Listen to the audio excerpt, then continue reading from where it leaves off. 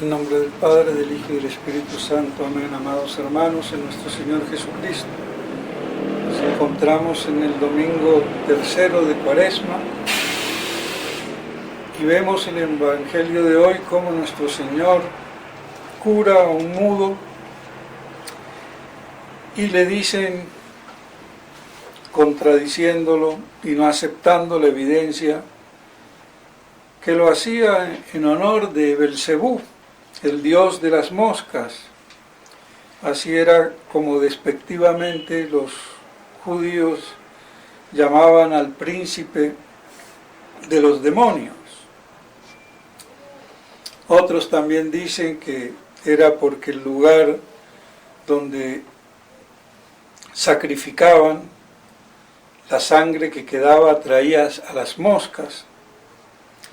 La cuestión que de todos modos era una manera de designar a Satanás y de modo despectivo, como si fuera el príncipe del estiércol, como otros también terminan por darle el significado a Belcebú. La cuestión es que nuestro Señor, conociendo sus pensamientos, les demuestra cómo estaban calumniando, y no solamente la calumnia, sino lo inconsistente de ella, pues si Él lo hace en nombre de Satanás, el reino de Satanás está dividido, ¿cómo lo va a implantar? Y aquí está sugerido, en el fondo, la oposición entre el reino de Dios y el reino de los demonios y de Satanás, su príncipe. Porque nuestro Señor no habló de ningún reino, sino hasta que dijo el reino de Satanás está dividido, y si no lo hago, como es evidente por el reino de Satanás, entonces es que el reino de Dios os ha llegado, ha venido. Cómo está subyacente esa cuestión de los dos reinos, o del único reino de Dios y Satanás su usurpador directamente, y en esta tierra.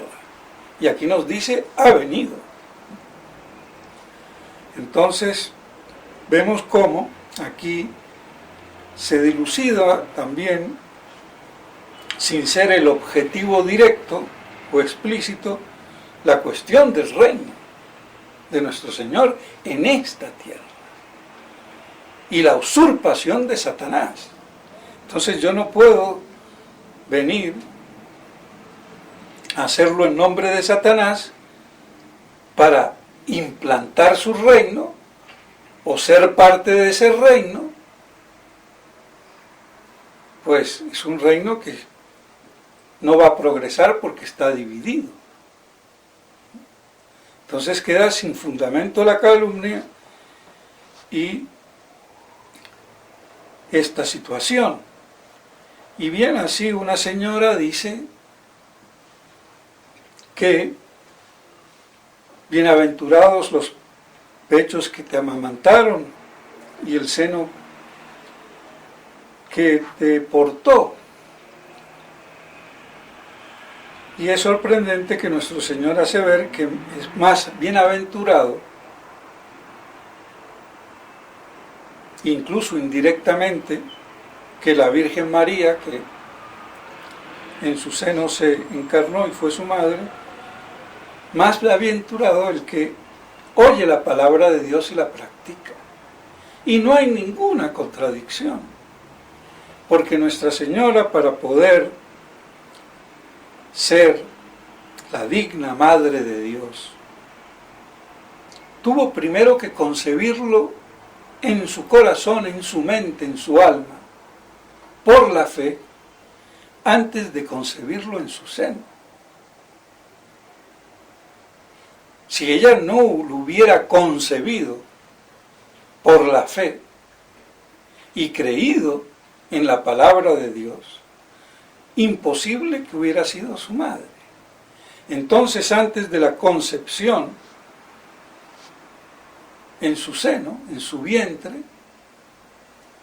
lo concibió en su alma, en su pensamiento, en sus deseos, en su corazón. Por eso puede decir tranquilamente nuestro Señor: más bienaventurado el que oye la palabra de Dios y la cree, porque la misma Virgen María tuvo que creer primero antes de concebirlo. Así de claro y de simple y de sencillo. Y eso nos muestra la importancia de la fe, esa concepción sobrenatural y espiritual, pero sobrenatural, de concebir en nuestra alma así a Dios por la fe. Eso muestra la trascendencia de la fe. Y concebir por la fe que nuestro Señor es Dios. Pero oh sorpresa. Y hay que hacer énfasis, porque que yo sepa, siempre se ha dejado implícita la cuestión, como si era suficiente y bastaría creer en la divinidad de nuestro Señor, del Mesías.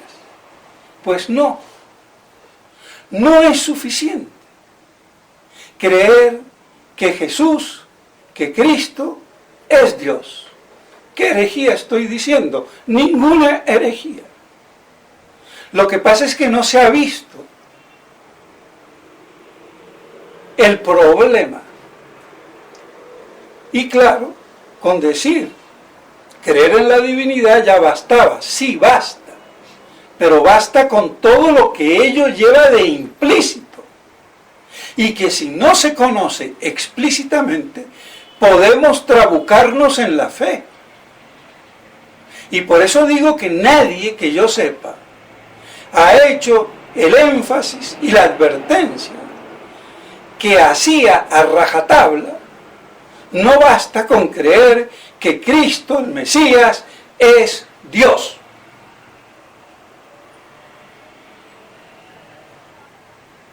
Porque hay que creer que es el Verbo, la segunda persona de la Santísima Trinidad, encarnado. Y ahí sí basta. O sea que si yo no creo en la Santísima Trinidad, no basta creer en la divinidad de Cristo. Porque hasta los judíos, hoy llamados mesiánicos, creen en la divinidad de Jesucristo. Pero no creen en el verdadero Dios, porque no creen en la Trinidad. No creen que es el Verbo encarnado, la segunda persona, porque no hay Trinidad. Es el Padre que en su misión de Redentor y de Salvador se encarnó. Y es la misma persona del Padre. Y cuando santifica, no es el Espíritu Santo, tercera persona de la Santísima Trinidad, sino la única persona de ese Dios unipersonal, no trino, que en su misión de santificador se le llama Espíritu Santo. Y esa era la herejía del modalismo o sebelianismo, que no creía en la Trinidad porque era de origen judaico. Por eso los musulmanes, también de origen judaico, no creen en la Trinidad, porque el problema del judaísmo está en la Trinidad.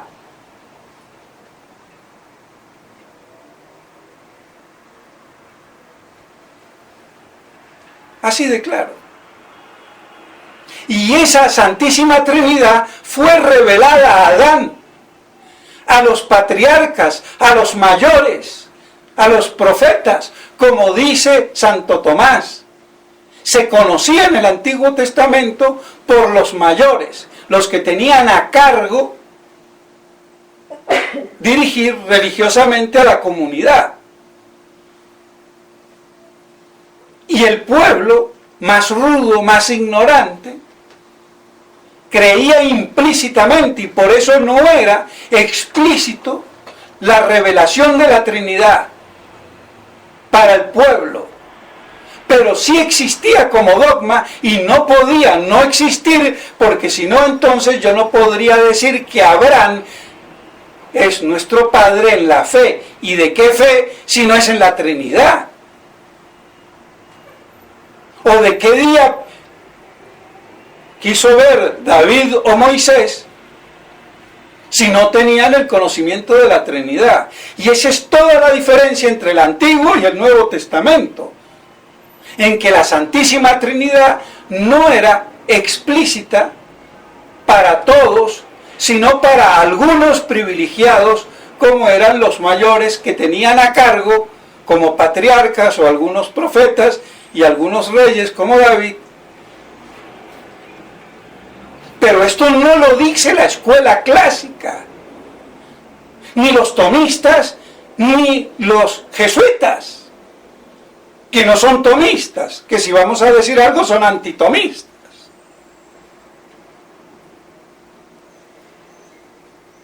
Ni los franciscanos, ni los chichalianos. Hasta el mismo padre Castellani mete la pata aquí. ¿Bastaba creer en un Dios redentor? No, señor, hay que creer en la Trinidad.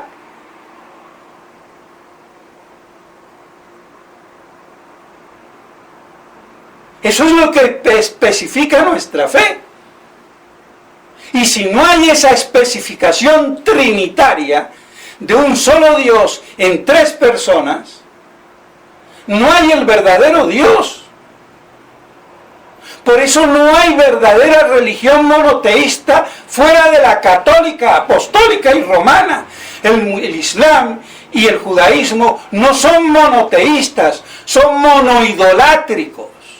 No serán poliidolátricos, sino que idolatran a un solo ídolo o falso Dios. Pero son idolátricos, porque si yo no adoro al verdadero Dios, uno y trino, no adoro al verdadero Dios. Y para saber que es trino, tengo que tener la fe.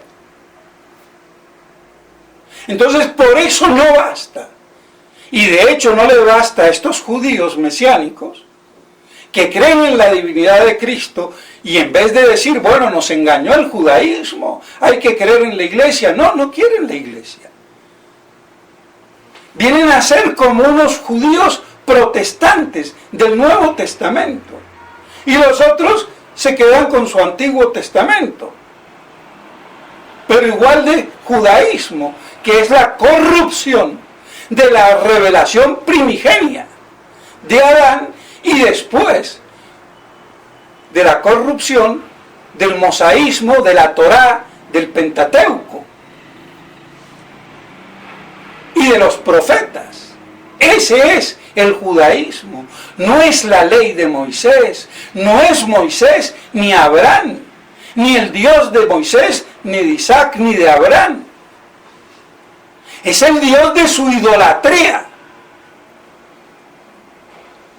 Que dicho de paso, esa idolatría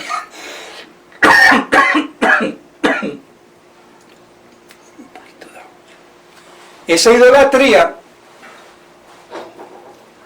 se ve a lo largo de todo el Antiguo Testamento. Hasta detrás del templo. Basta leer. Y la primera gran idolatría con el becerro de oro. Y que por eso están los judíos mesiánicos y también los otros que no son mesiánicos con la cuestión de la vaca roja. ¿Y por qué vaca roja? Bueno, como explica uno de ellos,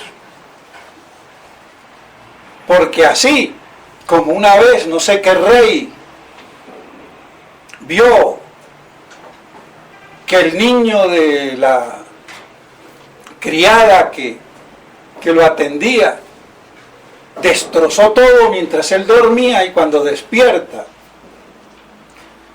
entonces ve eso y manda a aquella madre que parió al niño, que destrozó todo, que arreglara todo. Entonces, como el becerro de oro fue idolátrico, que venga una vaca que pare un becerro, o que puede parir un becerro y arregle las becerradas del hijo. Y por eso toda la cuestión del sacrificio en el tercer templo de la vaca roja. Todavía están como los budistas creyendo en las vacas. Y no se dan cuenta, porque están obcecados y no lo van a saber, ni se van a dar cuenta. Lo que pasa es que un judío de esos mesiánicos le puede dar vuelta a cualquier católico imberbe que no tenga un mínimo de cultura religiosa.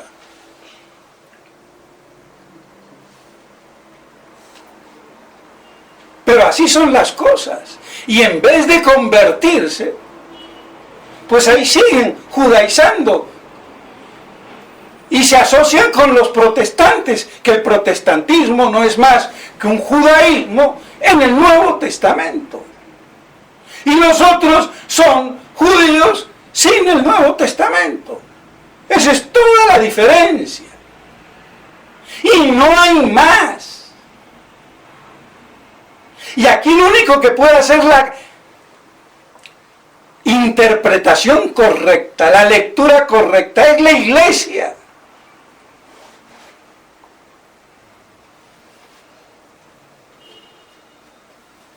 Así de claro.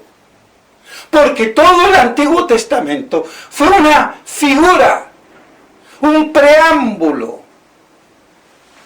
Todos los sacrificios que se hicieron en el Antiguo Testamento, comenzando con Adán, eran figura del sacrificio de la sangre del Mesías.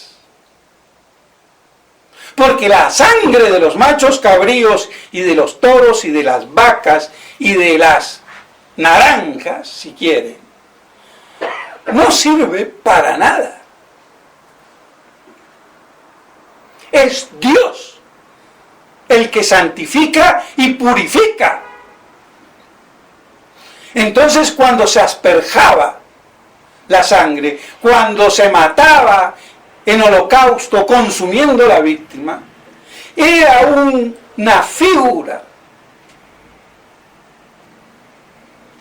del sacrificio de nuestro Señor. Y todo el rito, muy material, porque era un pueblo rudo, muy sensible, para que les entre por las venas.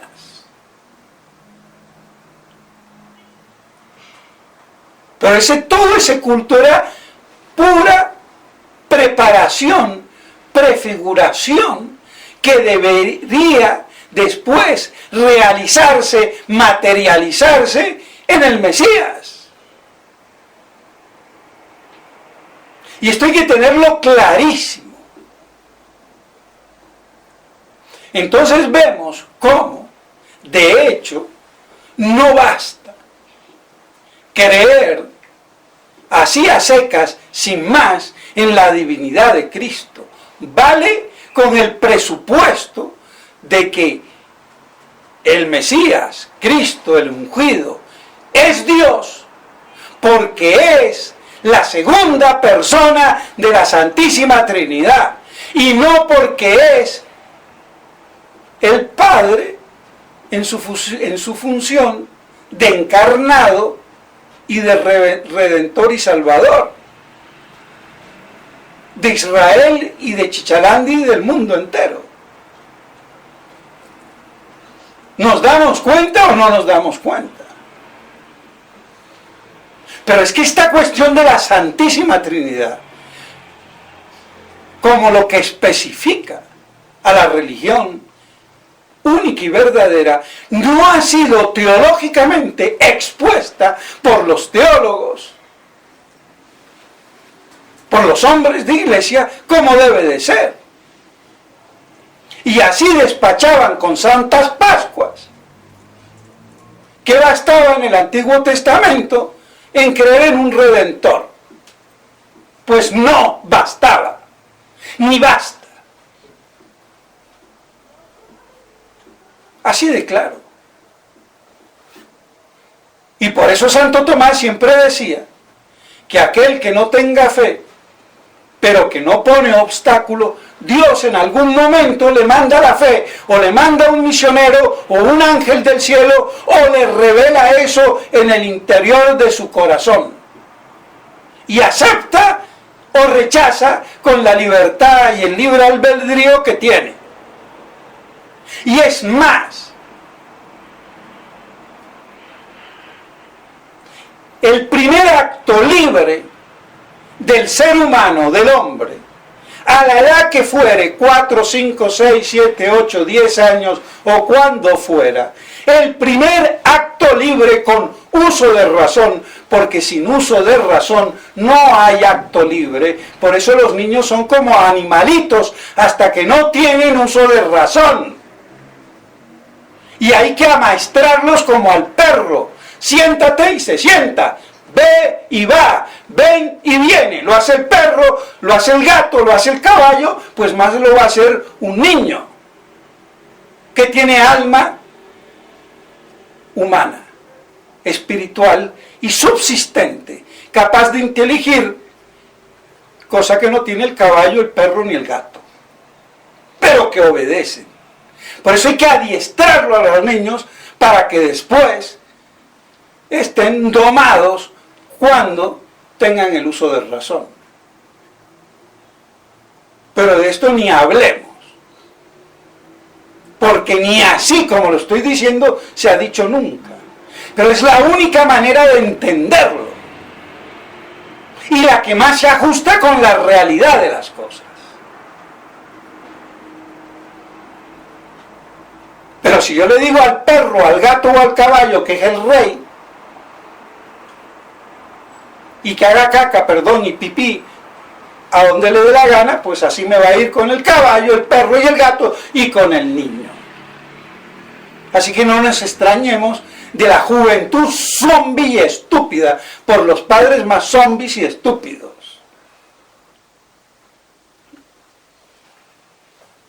Entonces, ni sabemos cómo es la pedagogía de la educación. Y eso sin hablar ya del cristianismo.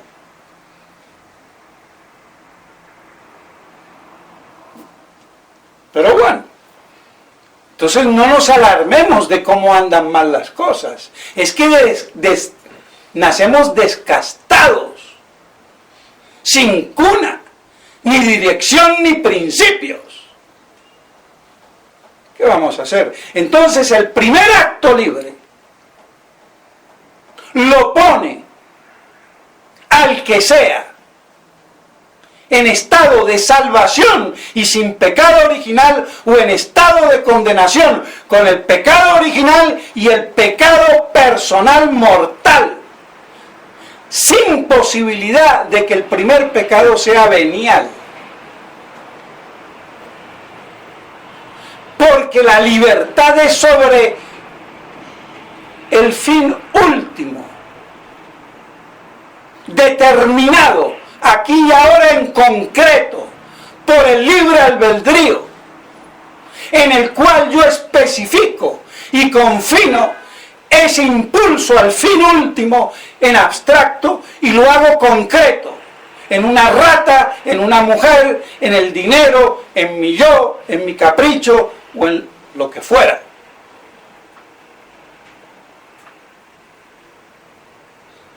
O en el bien.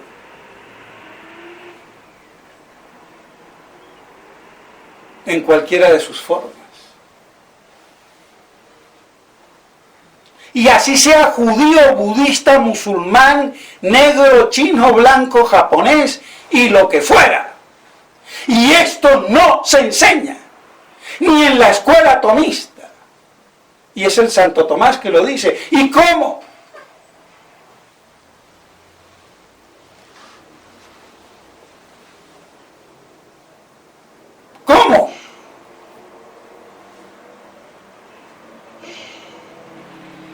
Porque si uno elige libremente en el primer acto, no los medios al fin, mala definición o definición a medias, de la que comúnmente se da la libertad, elige los medios al fin, porque el fin ya está especificado por la naturaleza, sí, en abstracto, pero no en concreto, que es el ejercicio de la libertad. ¿En qué cosa yo objetivizo como fin último de mi vida, aquí en concreto? Y por eso se posibilita la defección de esa elección y el mal. El mal no se explicaría si fuera simplemente la libertad de los medios. Y eso es lo que enseña la falsa y mal llamada escuela tomista. Y por eso me la cargo. Y esto es lo que vio el padre Castellani con Kierkegaard, y vio también con Kierkegaard o lo que quieran, el padre Fauro. Este aspecto de la libertad que nos determina en la elección del fin último en concreto. Lo pongo en el verdadero Dios, el único fin, o lo pongo en otra cosa de las múltiples criaturas efímeras que pululan en el universo. O mi propio yo, que es el orgullo, la soberbia, que prácticamente resume todos los otros. Y así se entiende el pecado y la libertad. Y por contraste, por eso es más fácil explicar la libertad por el lado del mal que por el lado del bien. Aunque es el mismo proceso. Entonces, al que elige bien su primera acción en concreto, con el uso de razón, Dios le da la gracia y se le borra el pecado original y está en vías de salvación aunque no esté bautizado. Y esto los curitas ignorantes y el clero ignorante y los teólogos ignorantes que imperan no conocen. Y no le vayan a preguntar a ningún curita de la tradición, porque no lo saben. Es encima van a decir que estoy equivocado, pero que me lo venga a decir el bruto ensotanado en mi cara. Le va a ir peor que al perro.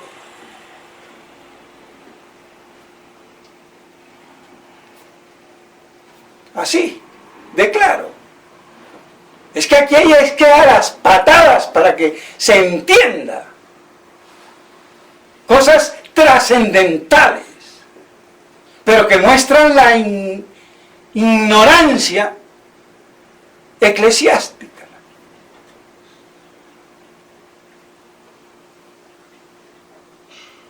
Entonces, por eso se salva con la gracia.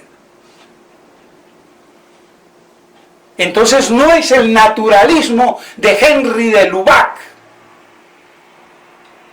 Para el que sepa quién es Henry de Lubac, o conozco un poquito más.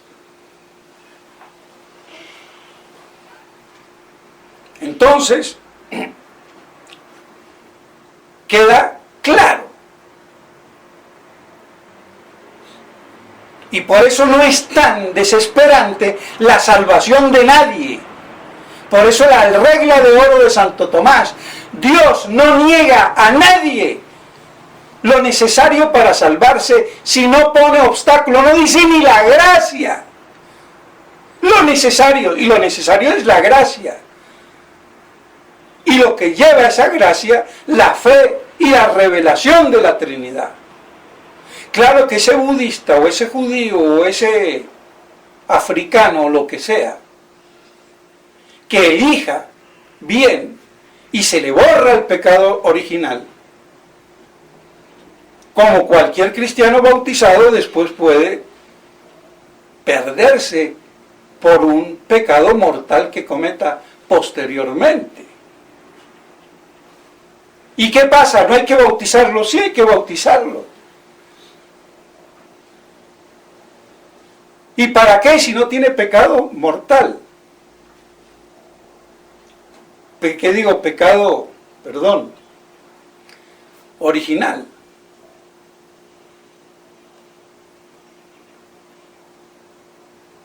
Porque si yo me muero bautizado, yo no paso por el purgatorio.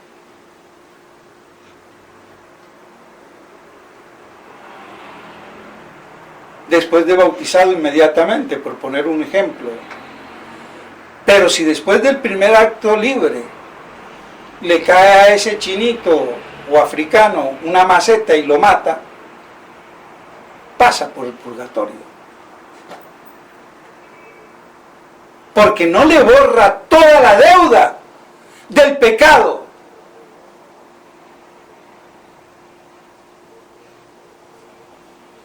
Queda el lastre.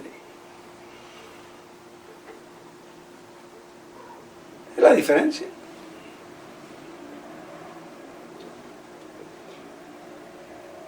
Por eso dejó la triple concupiscencia. Aún con bautismo me queda el fomes peccati, el lastre del pecado, para hacer del mismo pecado la posibilidad de la virtud, luchando en contra. Es que esto tiene muchas teclas más que un piano para tocarlo. Pues bien, entonces espero no haber confundido a nadie y aclarar un poco, y el que entiende, entiende, y el que no, que pregunte, y se acabó. Pero entonces quede claro, no es suficiente la divinidad de Cristo a secas. Es la divinidad como la concibe la Iglesia católica, apostólica y romana. Cristo es divino, es Dios de la misma y consubstancial al Padre, y no solamente de la misma naturaleza, como pueden ser dos gatos, dos perros, o todos nosotros somos de la misma naturaleza. Por eso no hace falta decir hombre y mujer. Con decir hombre ya digo mujer, porque somos de la misma naturaleza. Lo que pasa es que los dialécticos marxistas revolucionarios no entienden. Hay que decirle macho y hembra para decir señoras y señores. Se acabó. Hombre, misma naturaleza. Están incluidas las mujeres. No seamos estúpidos. Señoras y señores. Bueno, entonces, no basta la misma naturaleza de dos gatos, de dos perros y de todos los hombres y mujeres del universo, sino ser de la misma substancia en la entidad subsistente del ser que nos hace existir aquí y ahora.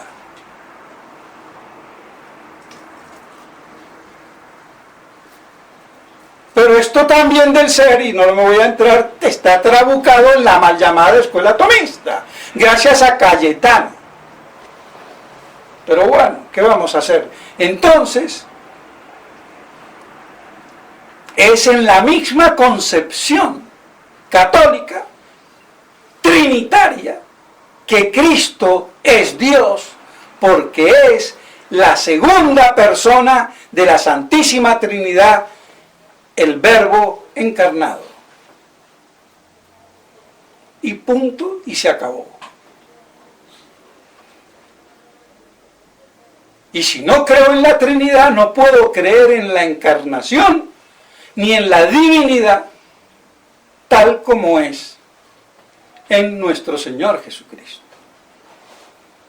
Porque en Dios no hay una persona, sino tres personas, en una sola esencia, en una sola substancia, en una sola naturaleza divina, absoluta, eterna, infinita, omnipotente y toda la chichalandia que quieran. Pero son tres personas distintas. Y eso es lo que especifica nuestra santa religión. Y esto hay más hoy que nunca tenerlo claro, para no ser modalistas o sebelianos o judíos mesiánicos bautizados. Así que entonces, que estas cosas nos ayuden para que valoremos lo que la Santa Madre Iglesia nos da, la fe. Y así poder entonces salvarnos. Y esa es la divinidad que se conculca y se niega. Y por eso le dicen, tú haces eso en nombre de Belcebú. Y ya la historia la conté, como nuestro Señor los deja sin fundamento. Pidámosle a la Santísima Virgen María que ella comprendía mucho más que nosotros todas estas divinas cosas. En nombre del Padre, del Hijo y del Espíritu Santo. Amén.